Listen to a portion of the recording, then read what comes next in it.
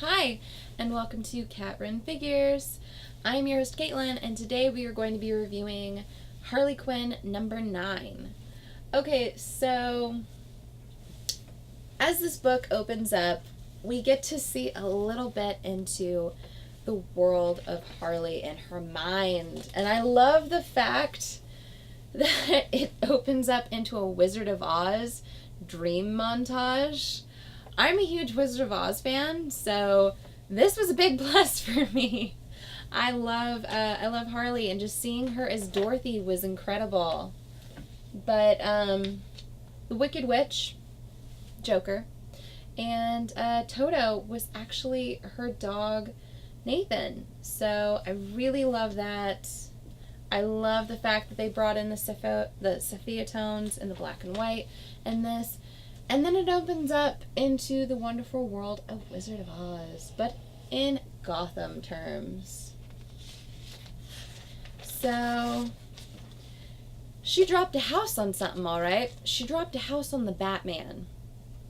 The big bad Batman. So then, of course, the Bat Booties end up on her feet. Well, she can't have that because her shoes before were far prettier, and of course her little tootsies need to be wearing cute shoes. But you get to see Poison Ivy as the Good Witch, and I love it. But instead of it kind of being like the Wicked Witch of the West was the villain in this, it's the Joker. It's the Joker carried by little jokers. And, yeah, you get to see a bit more into that. She's talking about how Batman should have had some kind of a bat umbrella or something to protect himself with. And then you get right into the fact that she's kind of having a bit of a therapy session. And then she skips back into the dream. And he's just like, wait, you skipped around. And she basically tells him that it's her dream. And that stuff, and what happened in between wasn't for him. Also, dreams aren't linear. Come on. But, yeah, we get to find out that it wasn't actually a therapist or even any form of a doctor that she's really talking to. It's, of course, it is the one and only Frank, a vendor on Coney Island. And instead of paying him traditionally, she's bartered with hot dogs. Because, only Harley would do that. But she's still talking about the fact that she's still frustrated. And he tells her that he's married with children, so she's going to have to go somewhere else. It's a lot of the same jokiness that you see with Harley books. I really appreciate it. We get to see her go into a roller derby match again, which I love her in derby. And she faces up against one of the same characters that she faced up against in her early days in the Amanda Conner run. And she ends up getting really injured. This character actually crushes her helmet, trying to crush her brain and her skull. Well, Harley's saved by someone when somebody shoots this woman in the back of her head.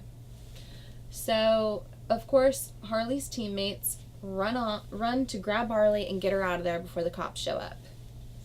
Because they're not supposed to be killing anyone anymore in these roller derby matches. Well, with her injuries, we get to see a little bit more into the dream world of Harley. So we get to see her surviving through this crazy Technicolor War battle situation. And then we get to see that they're releasing all of these warheads and all pointing them towards Harley. And then you look at the warheads and they're all specialized for different members of the Justice League and different heroes of the DCU. So we get to see the Flash, Green Lantern, Batman, Robin, Superman's in there, Aquaman's right there. I mean, I really love that That little panel right there is amazing. And then after that hits, we get to see this weird, even crazier kind of moment with her and Harley, and they're eating, and there's a huge mushroom cloud. I mean, you gotta love that use of color. It's incredible. I mean, it's not something that's necessarily needed for me to go into. It's Harley Quinn's mind, so you'll understand.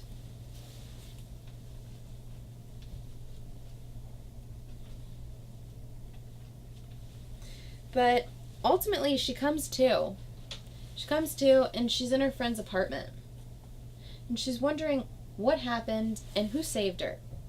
So the only person she can think of that might have saved her is Red Tool. So she calls up Red Tool, which I love Red Tool. Just give me a second to say how much I love Red Tool. He's incredible.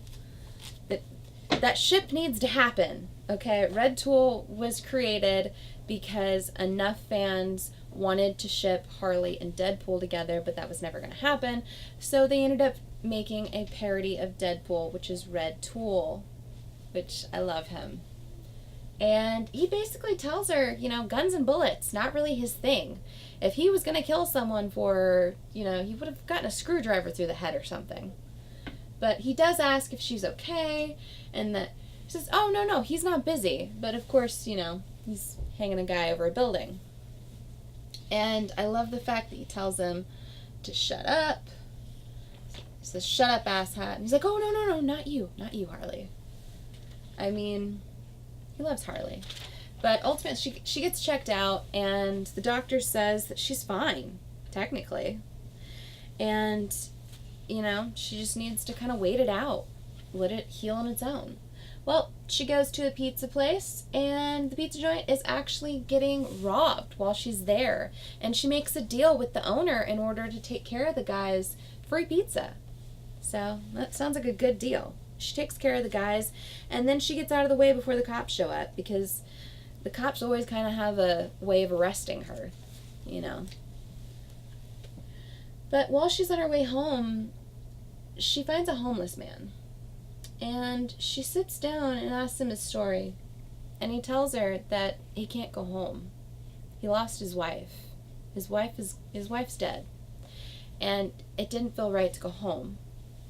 So she asked, so you do have a home? And he said that she was home.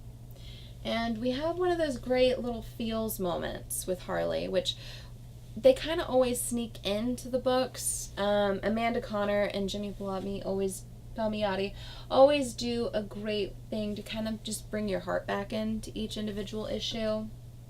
And she hugs the guy, and she gives him her pizza. And she's on her way home. She gets back to the building, and she's just had a rough day. And Tony asks her about her head and to see how everything's going. And she says she just feels like she's going to sleep for about a week. And then she gets to her apartment, and the door's open. And that's when we see Mr. J. The Joker is the one who shot the woman in order to save Harley back in the roller derby. So it's revealed that issue 10 is going to be a holiday-centric issue. And issue 11, like I said in an earlier episode, is going to be the first real full appearance of the Joker back in DC Rebirth. So we're going to find out a bit more about him and what he's been up to, and why he's trying to get back with Harley. I'm really excited to see where this little story could go. I doubt that they would actually put them back together for maybe more than an issue or so. I mean, like, in a relationship together. I can't see that happening again anytime soon, especially not with Ivy, because Ivy hates Joker. And Harley loves Ivy almost as much, if not as much or more, than she loves Joker. So I gotta tell you, I really loved this issue. I loved it so much, I got the variant cover. I mean, look how gorgeous that is. Harley throwing golden bricks. But I loved it. If you like Harley Quinn at all, if you love craziness, if you're excited to see the Joker back, I would say pick this up. There is a lot of back and forth between things. I know a lot of people feel like Harley's kind of overdone right now. You know what? I love Harley. I'd love to see more of her. I'm totally in. Everything Harley, throw it at me. I'm here.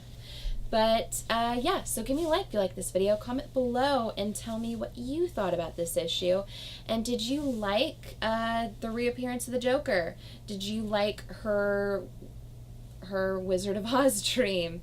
Yeah, so subscribe to my channel for more comic book content, or check out any of my older videos I have up for offer here on Cat Run Figures. And until next time, I'm your host, Caitlin. Bye!